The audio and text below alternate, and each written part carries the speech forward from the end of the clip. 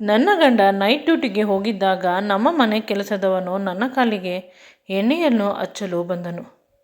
ನಾನು ಬೇಡ ಎಂದರೂ ಕೇಳಲಿಲ್ಲ. ನಂತರ ಎಣ್ಣೆ ಹಚ್ಚುತ್ತಾ ಹಚ್ಚುತ್ತಾ ಅವನು ತನ್ನ ಕೈಗಳನ್ನು ನನ್ನ ಕಾಲಿಂದ ತೊಡೆಯ ಮೇಲೆ ಇಟ್ಟ. ನನಗೆ ಮುಜುಗರವಾಗಿ ಅವನನ್ನು ದೂರ ತಳ್ಳಲು ಪ್ರಯತ್ನಿಸಿದೆ. ಅಷ್ಟರಲ್ಲಿ ಅವನು ಅವನ ಕೈಯಿಂದ ನನ್ನ ಕಾಚವನ್ನು ತೆಗೆಯಲು ಪ್ರಯತ್ನಿಸುತ್ತಿದ್ದಾನೆ. ಅಷ್ಟರಲ್ಲಿ ಆಗಬಾರದ್ದು ಆಗಿ ಹೋಯಿತು. ನನ್ನ ಖಾಸಗಿ ಅಂಗವನ್ನು ಅಯ್ಯೋ!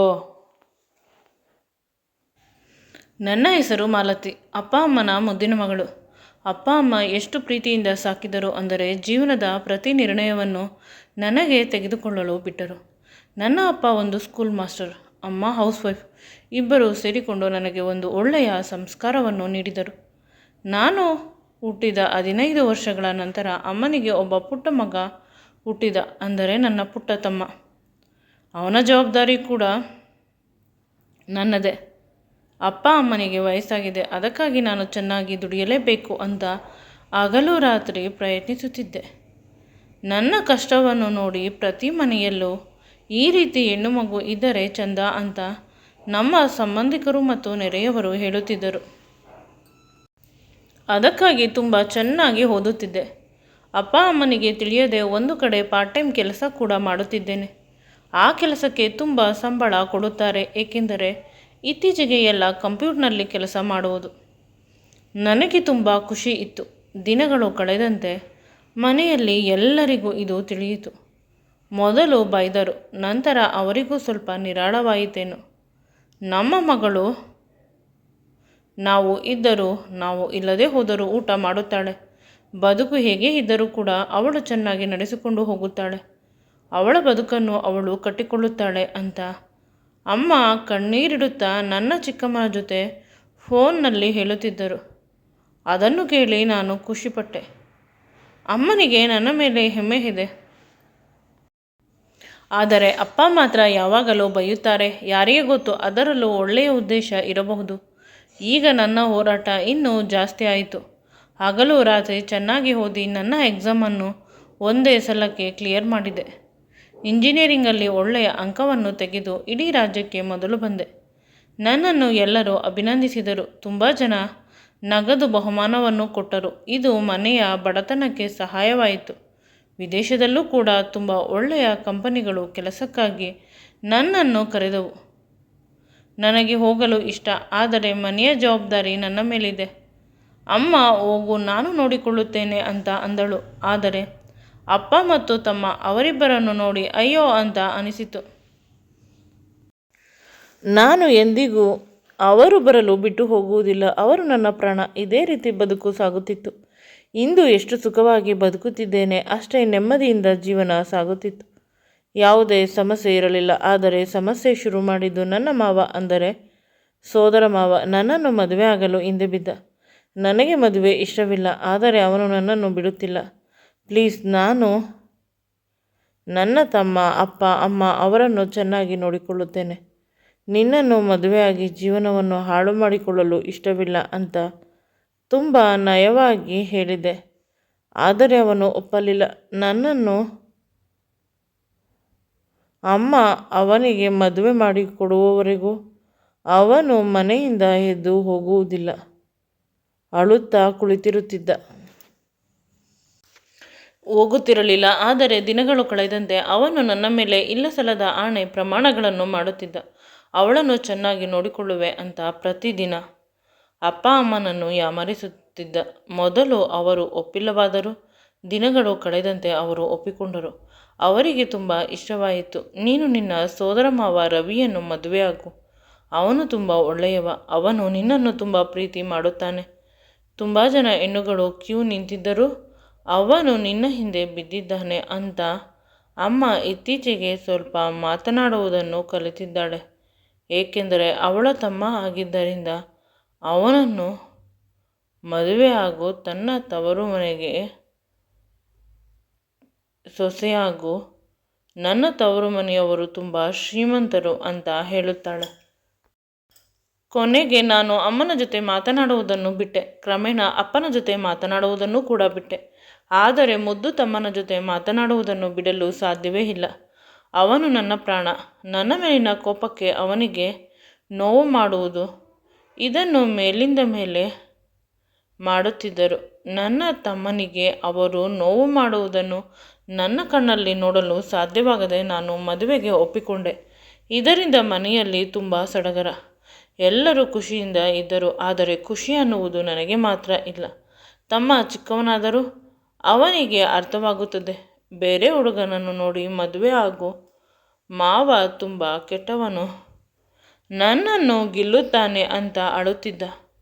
ಇದನ್ನು ಅಮ್ಮನಿಗೆ ಹೇಳಿದರೆ ಅಮ್ಮ ನಂಬಲಿಲ್ಲ.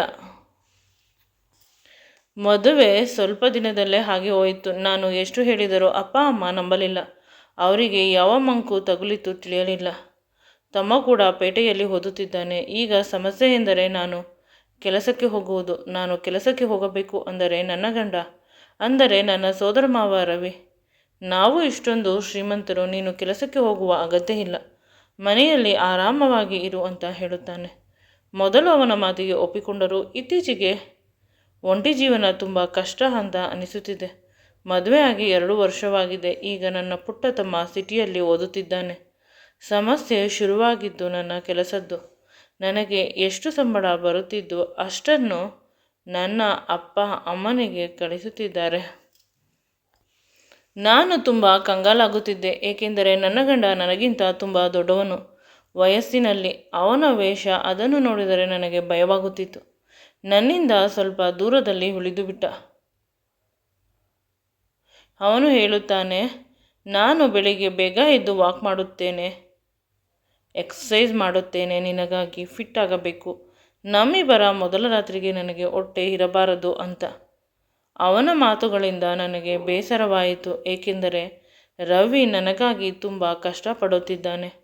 ಚೆನ್ನಾಗಿ ಅಡುಗೆ ಮಾಡಿಸುತ್ತಾನೆ ಅಂತ ಪ್ರತಿದಿನ ನನ್ನ ಕೈ ನೋವು ಕಾಲು ನೋವು ಅಂತ ನೆಪ ಹೇಳುತ್ತಿದ್ದೆ. ಅದಕ್ಕಾಗಿ ರವಿ ಅಡುಗೆ ಮಾಡಲು ಕೂಡ ಕೆಲಸದವರನ್ನು ಇಟ್ಟಿದ್ದಾನೆ. ನಾನು ಅವನಿಂದ ಪ್ರತಿದಿನ ಸ್ವಲ್ಪ ದೂರವೇ ಉಳಿಯುತ್ತೇನೆ. ನನ್ನ ಅಜ್ಜಿ ತಾತ ತುಂಬ ವರ್ಷಗಳಿಂದಲೇ ಇಲ್ಲ, ಈ ಲೋಕವನ್ನು ಬಿಟ್ಟು ಬಿಟ್ಟಿದ್ದಾರೆ. ನನ್ನ ಅಮ್ಮ ತುಂಬ ಬೇಗ ಮದುವೆ ಆಗಿದ್ದರು. ಆದ್ದರಿಂದ ರವಿಯು ಒಂಟಿ ಬದುಕನ್ನು ಬದುಕಿ ವಿಚಿತ್ರವಾಗಿ ಆಡುತ್ತಿದ್ದ. ವಿದ್ಯಾಭ್ಯಾಸ ಕೂಡ ಸರಿಯಾಗಿ ಇರಲಿಲ್ಲ. ನನ್ನ ಜೊತೆ ಮದುವೆ ಆದ ಮೇಲೆ ಅವನು ನನಗಾಗಿ ಬದಲಾಗುತ್ತಿದ್ದಾನೆ, ಒಂದು ನಾರ್ಮಲ್ ಪರ್ಸನ್ ರೀತಿ. ಅವನ ಬದಲಾವಣೆ ನನಗೆ ಒಮ್ಮೊಮ್ಮೆ ಖುಷಿ ಕೊಡುತ್ತದೆ. ನನಗೆ ತಿಳಿಯದೆ ಇತ್ತೀಚೆಗೆ ನಾನು ಅವನನ್ನು ಗಂಡ ಅಂತ ಒಪ್ಪಿಕೊಳ್ಳುತ್ತಿದ್ದೇನೆ. ಬೆಳಿಗ್ಗೆ ನನಗಾಗಿ ಅವನು ಕಾಫಿ ಮಾಡಿ ತಂದುಕೊಟ್ಟ. ನಿದ್ರೆ ಕಣ್ಣಲ್ಲಿ ನಾನು ಕಾಫಿಯನ್ನು ಅವನ ಮೈ ಮೇಲೆ ಎಸೆದು ಬಿಟ್ಟೆ. ಆಕಸ್ಮಿಕವಾಗಿ ಅವನಿಗೆ ತುಂಬ ನೋವಾಗಿ ಜೋರಾಗಿ ಕಿರುಚಿದ. ನನಗೆ ಭಯವಾಗಿ ಕಣ್ಣನ್ನು ಮುಚ್ಚಿಕೊಂಡೆ. ಅಷ್ಟೇ, ಅವನು ಬಾತ್ರೂಮ್ಗೆ ಓಡಿ ಹೋದ. ನಾನು ಭಯದಿಂದ ಕುಳಿತಿದ್ದೆ. ಅವನು ನನ್ನನ್ನು ಯಾವ ಪ್ರಶ್ನೆ ಕೇಳದೆ ಸ್ನಾನ ಮಾಡಿ ಬಾ. ನನ್ನದು ಸ್ನಾನ ಆಯಿತು. ನಿನಗೆ ಇಷ್ಟ ಇರುವ ಬಿಸಿಬೇಳೆ ಬಾತ್ ಮಾಡಿಸಿದ್ದೇನೆ. ನೀನು ಅದನ್ನು ತಿನ್ನಬೇಕಾದಾಗ ಖುಷಿ ಪಡುತ್ತೀಯ. ಅದನ್ನು ನಾನು ನನ್ನ ಕಣ್ಣಿಂದ ನೋಡಬೇಕು ಅಂತ ಅವನು ಹೇಳಿ ಹೊರಟು ಹೋದ. ನನಗೆ ನಿಜವಾಗಲೂ ಆಶ್ಚರ್ಯವಾಯಿತು. ಅಷ್ಟು ಬಿಸಿಯ ಕಾಫಿಯನ್ನು ಅವನ ಮೇಲೆ ಚೆಲ್ಲಿದೆ. ಅವನು ಒಂದೇ ಒಂದು ಮಾತನ್ನು ಆಡದೆ ಹೊರಟು ಹೋದ. ಸ್ವಲ್ಪ ಸಮಯದಲ್ಲೇ ನನಗಾಗಿ ಕೆಲಸದಮ್ಮ ಕಾಫಿಯನ್ನು ತೆಗೆದುಕೊಂಡು ಬಂದಳು. ಅಪ್ಪ ಅವರು ದೇವರ ಮನೆಯಲ್ಲಿ ಇದ್ದಾರೆ, ನಿಮಗೆ ಕಾಫಿ ಕೊಡಲು ಹೇಳಿದರು. ನೀವು ಕಾಫಿ ಕುಡಿದು ರೆಡಿಯಾಗಿ. ಅವಳ ಮಾತನ್ನು ಕೇಳಿ ನನಗೆ ಆಶ್ಚರ್ಯವಾಯಿತು. ಇವನು ನಿಜವಾಗಲೂ ಒಳ್ಳೆಯವನ ಅಥವಾ ನಾಟಕ ಆಡುತ್ತಿದ್ದಾನಾ ಅಂತ ಯೋಚಿಸಲು ಆರಂಭಿಸಿದೆ. ನಿಜವಾಗಲೂ ಇವನು ನನ್ನನ್ನು ಪ್ರೀತಿ ಮಾಡುತ್ತಿದ್ದಾನೆ. ನನಗೆ ಅವನ ಮೇಲೆ ಪ್ರೀತಿ ದಿನಗಳು ಕಳೆದಂತೆ ಹೆಚ್ಚಾಗುತ್ತಿದೆ. ಅಮ್ಮ ಕೂಡ ಹೇಳಿದಳು, ನನ್ನ ತಮ್ಮ ಅಂದರೆ ನಿನ್ನ ಗಂಡ ನನಗೆ ಮತ್ತು ನಿನ್ನ ಅಪ್ಪನಿಗೆ ಹೊಸ ಮನೆಯನ್ನು ಬೆಂಗಳೂರಿನಲ್ಲಿ ಕೊಡಿಸಿದ. ಎಷ್ಟೊಂದು ಬೆಲೆಬಾಳುವ ಉಡುಗೊರೆ ಬೇಡ ಅಂದರೆ ನಿಮ್ಮ ಪ್ರಾಣ, ನಿಮ್ಮ ಮಗಳು, ಅವಳನ್ನು ನನಗೆ ಕೊಟ್ಟಿದ್ದೀರಾ, ಇದು ಎಷ್ಟು ಮಾತ್ರ ಅಕ್ಕ ಅಂತ ಹೇಳಿದನಂತೆ. ಆ ಮಾತನ್ನು ಕೇಳಿ ಹೃದಯ ತುಂಬಿ ಬಂತು. ನಮ್ಮ ಮನೆಯ ಖರ್ಚು ನನ್ನ ತಮ್ಮನ ಜವಾಬ್ದಾರಿ ತೆಗೆದುಕೊಂಡಿದ್ದಾನೆ. ಈಗ ಅದಕ್ಕಿಂತ ಹೆಚ್ಚಾಗಿ ಅವರಿಗೆ ಇರಲು ಒಂದು ಸುಂದರವಾದ ಮನೆಯನ್ನು ತೆಗೆದುಕೊಟ್ಟಿದ್ದಾನೆ. ಇದರಿಂದ ಅವನ ಮೇಲೆ ನನಗೆ ಪ್ರೀತಿ ಹೆಚ್ಚಾಯಿತು. ನಾನೇ ಇಷ್ಟು ವರ್ಷ ಅವನಿಂದ ದೂರ ಇದ್ದು ತಪ್ಪು ಮಾಡುತ್ತಿದ್ದೇನೆ ಅಂತ ಅನಿಸಿತು. ಈ ವಿಷಯದ ಬಗ್ಗೆ ಸೀರಿಯಸ್ ಆಗಿ ಯೋಚನೆ ಮಾಡಬೇಕು. ಗುಡ್ ನ್ಯೂಸ್ ಎಂದರೆ ನನ್ನ ಗಂಡನಿಗೆ ಪೊಲೀಸ್ ನೌಕರಿ ಸಿಕ್ಕಿದೆ. ನನ್ನನ್ನು ಮದುವೆಯಾದ ಮೇಲೆ ಅವರು ಡಿಗ್ರಿ ಪಾಸ್ ಮಾಡಿದ್ದು ಈಗ ಅಪ್ಲೈ ಮಾಡಿದ್ದರು. ಕೆಲಸ ಸಿಕ್ಕಿದೆ ಪಕ್ಕದ ಊರಿನಲ್ಲಿ. ನನಗೆ ಆಶ್ಚರ್ಯವಾಯಿತು. ತೋಟದ ಕೆಲಸದಲ್ಲೇ ಇಷ್ಟೊಂದು ದುಡ್ಡು ಬರುತ್ತಿತ್ತು. ನೌಕರಿ ಏಕೆ ಅಂದಾಗ, ನೀನು ನಿನ್ನ ಗೆಳತಿ ಜೊತೆ ನನ್ನ ಮದುವೆಗಿಂತ ಮುಂಚೆ ಮಾತನಾಡುತ್ತಿದ್ದೆ ಫೋನಿನಲ್ಲಿ. ದುಡ್ಡು ಎಷ್ಟಿದರೇನೋ ಸ್ಟ್ಯಾಂಡರ್ಡ್ ಇರುವುದಿಲ್ಲ. ಹಳ್ಳಿಯವನು ನಮ್ಮ ಮಾವ ಅಂತ. ಕೆಲಸಕ್ಕೆ ಹೋಗುವ ಗಂಡ ಆದರೆ ನಮ್ಮ ಮಕ್ಕಳು ಕೂಡ ಚೆನ್ನಾಗಿ ಬೆಳೆಯುತ್ತಾರೆ ಅಂತ. ನಾನು ಆಗಲೇ ಡಿಗ್ರಿಗೆ ಅಪ್ಲೈ ಮಾಡಿದ್ದೆ. ಅದೇ ರೀತಿ ಕಾಲ್ ಮಾಡಿದ್ದರು. ಪೊಲೀಸ್ ವೃತ್ತಿಗೆ ಅಪ್ಲೈ ಮಾಡಿದ್ದೆ. ಅದೃಷ್ಟ ಎಂದರೆ ಕೆಲಸ ಸಿಕ್ಕಿದೆ. ನೀನು ನನ್ನ ಅದೃಷ್ಟ. ನೀನು ಬಂದ ಮೇಲೆ ನನ್ನ ಬದುಕಿನಲ್ಲಿ ಇಷ್ಟೊಂದು ಬದಲಾವಣೆ ಅಂತ ನನ್ನ ಗಂಡ ಮೊದಲ ಬಾರಿ ನನ್ನನ್ನು ಗಟ್ಟಿಯಾಗಿ ತಬ್ಬಿಕೊಂಡ. ನಾನು ಪ್ರತಿದಿನ ಅವನಿಗೆ ಎಷ್ಟೊಂದು ಕಷ್ಟವನ್ನು ಕೊಡುತ್ತಿದ್ದೇನೆ. ಆದರೆ ಅವನು ನಾನು ಏನು ಕಷ್ಟ ಕೊಟ್ಟಿಲ್ಲ ಅಂತ ಹೇಳಿದ ಮಾತಿಗೆ ಕಣ್ಣೀರು ಬಂತು. ನಾನು ಅವನನ್ನು ಗಟ್ಟಿಯಾಗಿ ತಬ್ಬಿಕೊಂಡು ಕ್ಷಮೆಯನ್ನು ಕೇಳಿದೆ. ಅದಕ್ಕೆ ಮಾವ, ಅಳಬೇಡ, ನೀನು ಏನು ತಪ್ಪು ಮಾಡಿಲ್ಲ, ನೀನು ಸರಿ ಇರುವುದನ್ನೇ ಹೇಳಿದ್ದೀಯ. ಈಗಿನ ಕಾಲದಲ್ಲಿ ಗಂಡ ಎಂದರೆ ಹೇಗಿರಬೇಕು ಅಂತ ಪ್ರತಿಯೊಂದು ಹೆಣ್ಣಿಗೂ ಆಸೆ ಇರುತ್ತದೆ. ನಿನ್ನ ಆಸೆಯನ್ನು ಈಡೇರಿಸುವುದು ನನ್ನ ಕರ್ತವ್ಯ ಅಂತ ನನ್ನ ಕೆನ್ನೆಗೆ ಮುತ್ತು ಕೊಟ್ಟರು. ನನ್ನ ಮುಖ ಕೆಂಪಾಯಿತು. ನಾನು ಹೇಳಿದೆ, ನೀನು ಯಾವುದೇ ಕೆಲಸಕ್ಕೆ ಹೋಗಬೇಡ, ಮನೆಯಲ್ಲಿ ಆರಾಮವಾಗಿ ಇರು ತಿಂದುಕೊಂಡು. ಹೇಗಿದ್ದರೂ ತೋಟದ ಕೆಲಸ ಮಾಡಿಸುತ್ತೀಯ, ಅಷ್ಟು ಮಾಡಿಸಿದರೆ ಸಾಕು ಅಂತ ಹೇಳಿದಾಗ, ತೋಟದ ಕೆಲಸವನ್ನು ನೋಡಿಕೊಳ್ಳಲು ಒಂದು ಹುಡುಗನನ್ನು ಇಟ್ಟಿದ್ದೇನೆ. ಹಗಲಿನಲ್ಲಿ ತೋಟದ ಕೆಲಸವನ್ನು ನೋಡುತ್ತಾನೆ, ಸಾಯಂಕಾಲ ಮನೆಗೆ ಕಾವಲಿರುತ್ತಾನೆ ಅಂತ ಹೇಳಿದರು. ಹೇಗಿದ್ದರೂ ಕೆಲಸ ಸಿಕ್ಕಿದೆ, ಸ್ವಲ್ಪ ದಿನಗಳು ಕೆಲಸಕ್ಕೆ ಹೋಗುತ್ತೇನೆ, ಆನಂತರ ಅಂತ ಹೇಳುತ್ತಾ ನನ್ನ ಬಳಿ ಬಂದರು. ನಾನು ಅವರನ್ನು ದೂರ ತಳ್ಳಿ ಓಡಿ ಹೋದೆ. ಇನ್ನೂ ಕೂಡ ನಮ್ಮಿಬ್ಬರ ಮೊದಲ ರಾತ್ರಿ ಆಗಿಲ್ಲ ಅಂತ ನಾನು ಅಂದುಕೊಂಡೆ. ಆದರೆ ಅಷ್ಟರಲ್ಲಿ ಅವರಿಗೆ ಊರಿನಲ್ಲಿ ಒಂದು ದೊಡ್ಡ ಸಮಸ್ಯೆ ಶುರುವಾಯಿತು. ಅದರಲ್ಲಿ ತುಂಬ ಬ್ಯುಸಿಯಾದರು. ಅಷ್ಟರೊಳಗೆ ಅವರು ಕೆಲಸಕ್ಕೆ ಅಪಾಯಿಂಟ್ ಆಗಬೇಕಾಗಿತ್ತು. ನನ್ನ ಜೊತೆ ಸಮಯ ಕಳೆಯಲು ಅವರಿಗೆ ಸಮಯ ಇರುತ್ತಿರಲಿಲ್ಲ. ಮನೆಯನ್ನು ಮತ್ತು ತೋಟವನ್ನು ನೋಡಿಕೊಳ್ಳಲು ಒಂದು ಹುಡುಗನನ್ನು ಕೆಲಸಕ್ಕೆ ಇಟ್ಟಿದ್ದರು. ಅವನು ತುಂಬ ಚೆನ್ನಾಗಿ ಎಲ್ಲ ಕೆಲಸವನ್ನು ಮಾಡಿಕೊಂಡು ಹೋಗುತ್ತಿದ್ದ. ತುಂಬ ಅಮಾಯಕನ ರೀತಿ ಇದ್ದಾನೆ. ನನ್ನನ್ನು ಮೇಡಮ್ ಅಂತ ಕರೆಯುತ್ತಾನೆ. ತುಂಬ ಮರ್ಯಾದೆ ಕೊಡುತ್ತಾನೆ. ಯಾವ ಕೆಲಸ ಹೇಳಿದರೂ ಮಾಡುತ್ತಾನೆ.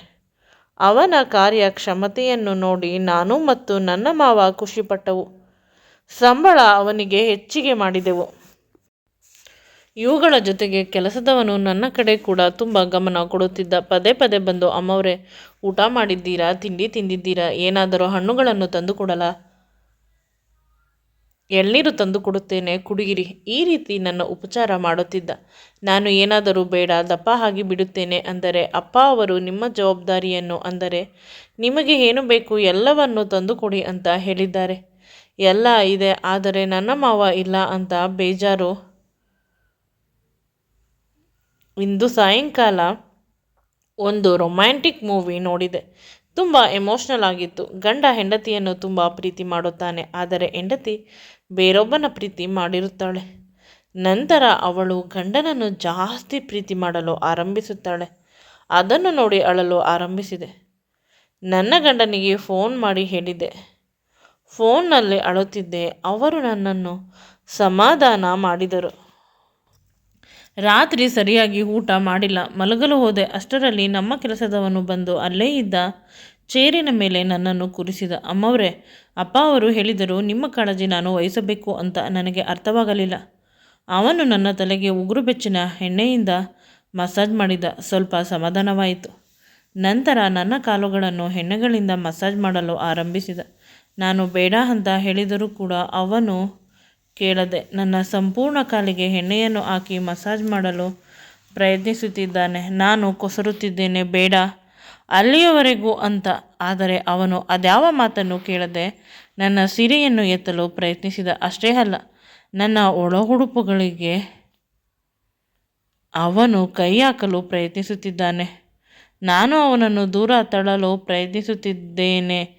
ಅವನು ದಷ್ಟಪುಷ್ಟವಾಗಿದ್ದಾನೆ. ನನ್ನನ್ನು ಗಟ್ಟಿಯಾಗಿ ಹಿಡಿದುಕೊಂಡಿದ್ದಾನೆ. ನಾನು ಕಿರುಚುತ್ತಿದ್ದೇನೆ. ಅವನು ವಿಚಿತ್ರವಾಗಿ ನಗುತ್ತಾ ನನ್ನನ್ನು ಹಾಸಿಗೆ ಮೇಲೆ ಎಸೆದ. ನನಗೆ ಆಗ ಅರ್ಥವಾಯಿತು, ಇವನು ಇಷ್ಟು ದಿನ ಸಮಯಕ್ಕಾಗಿ ಕಾಯುತ್ತಿದ್ದ. ಇಂದು ನನ್ನ ಗಂಡನಿಗೆ ನೈಟ್ ಡ್ಯೂಟಿ ಇರುವುದರಿಂದ ಈ ರೀತಿ ಆಡುತ್ತಿದ್ದಾನೆ. ಅಷ್ಟರಲ್ಲಿ ಹೊರಗಿನಿಂದ ಕಾಲಿಂಗ್ ಬೆಲ್ ಶಬ್ದ ಕೇಳಿಸಿತು. ಎಷ್ಟೊತ್ತಾದರೂ ಇವನು ಬಾಗಿಲನ್ನು ತೆಗೆದಿಲ್ಲ. ಈ ರೂಮಿನಿಂದ ಹೊರಗೆ ಹೋಗಲು ಸಾಧ್ಯವಿಲ್ಲ. ರೂಮಿನ ಬಾಗಿಲನ್ನು ಒಡೆದು ಹಾಕಿದ್ದ ನನ್ನ ಗಂಡ. ಕೆಲಸದವನು ನನ್ನ ಗಂಡನ ಬಳಿ ಸುಳ್ಳು ಹೇಳುತ್ತಿದ್ದಾನೆ. ಅಮ್ಮ ಅವರು ನನ್ನನ್ನು ಬಲವಂತವಾಗಿ ಹಾಸಿಗೆ ಮೇಲೆ ಅಂತ ಏನೋ ಹೇಳಲು ಹೋದಾಗ ನನ್ನ ಗಂಡ ಅವನ ಕೆನ್ನೆಗೆ ಪಟ್ಟೀರನೆ 2 ಏಟು ಹೊಡೆದ. ನೀನು ಕೂಲಿ ಕೆಲಸದವನು, ಎಷ್ಟು ಇರಬೇಕು ಅಷ್ಟು ಮಾತ್ರ ಇರಬೇಕು. ನನ್ನ ಹೆಂಡತಿಯ ವಿಷಯದಲ್ಲಿ ಈ ರೀತಿ ಮಾಡಲು ನಿನಗೆ ಧೈರ್ಯ ಹೇಗೆ ಬಂತು ಅಂತ ಚೆನ್ನಾಗಿ ಅವನನ್ನು ಹೊಡೆದು ಪೊಲೀಸರಿಗೆ ಒಪ್ಪಿಸಿದರು. ನಾನು ಅವರನ್ನು ಗಟ್ಟಿಯಾಗಿ ತಬ್ಬಿಕೊಂಡೆ. ನಾನು ತುಂಬ ಸಮಯ ಅಳುತ್ತಲೇ ಇದ್ದೇನೆ. ಅವರು ಸಮಾಧಾನ ಮಾಡುತ್ತಿದ್ದಾರೆ. ಏನು ಹೆಚ್ಚು ಕಡಿಮೆ ಆಗಿಲ್ಲ. ಏಕೆ ಇಷ್ಟೊಂದು ಅಳುತ್ತೀಯಾ? ನಾನು ಈ ಮನೆಯಲ್ಲಿ ಅವನಿಗೆ ತಿಳಿಯದೆ CCTV ಕ್ಯಾಮ್ರಾವನ್ನು ಎಲ್ಲ ಕಡೆ ಹಾಕಿಸಿದ್ದೇನೆ. ನಿನಗೆ ಸ್ವಲ್ಪ ಸಮಸ್ಯೆ ಆದರೂ ನನ್ನ ಫೋನ್ನಲ್ಲಿ ಸೈರನ್ ಬರುತ್ತದೆ. ನಿನ್ನ ಕಣ್ಣೀರು ಅದರ ಶಬ್ದ ಕೇಳಿದರೆ ಆ ಶಬ್ದ ನನ್ನ ಫೋನ್ನಲ್ಲಿ ಕೇಳಿಸುತ್ತದೆ. ಇಷ್ಟೊಂದು ಬೇಸರ ಮಾಡಿಕೊಳ್ಳುವ ಅವಶ್ಯಕತೆ ಏನು ಅಂತ ಹೇಳಬೇಕಾದಾಗ ನಾನು ಇನ್ನೂ ಅಳುತ್ತಾ ಅವನನ್ನು ಗಟ್ಟಿಯಾಗಿ ತಬ್ಬಿಕೊಂಡೆ. ಅವರು ಕೂಡ ನನ್ನನ್ನು ಗಟ್ಟಿಯಾಗಿ ತಬ್ಬಿಕೊಂಡು ನನ್ನ ಹಣೆ ಮತ್ತು ತುಟಿಗಳಿಗೆ ಮುತ್ತನ್ನು ಕೊಟ್ಟರು. ನನ್ನನ್ನು ಸಮಾಧಾನ ಮಾಡುವ ಭರದಲ್ಲಿ ನಮ್ಮಿಬ್ಬರ ಮೊದಲ ರಾತ್ರಿ ಆಗಿ ಹೋಯಿತು. ನಾನು ನಿಜವಾಗಲೂ ಅಂದುಕೊಂಡಿರಲಿಲ್ಲ ನನ್ನ ಬದುಕು ಇಷ್ಟೊಂದು ಸುಂದರ ಮತ್ತು ಸದೃಢವಾಗುತ್ತದೆ ಅಂತ. ಮುಂದೆ ಈ ವಿಡಿಯೋ ನಿಮಗೆ ಇಷ್ಟವಾದರೆ ದಯವಿಟ್ಟು ನನ್ನ ಚಾನಲನ್ನು ಲೈಕ್ ಮಾಡಿ, ಶೇರ್ ಮಾಡಿ ಮತ್ತು ಸಬ್ಸ್ಕ್ರೈಬ್ ಮಾಡಿ. Thanks for watching.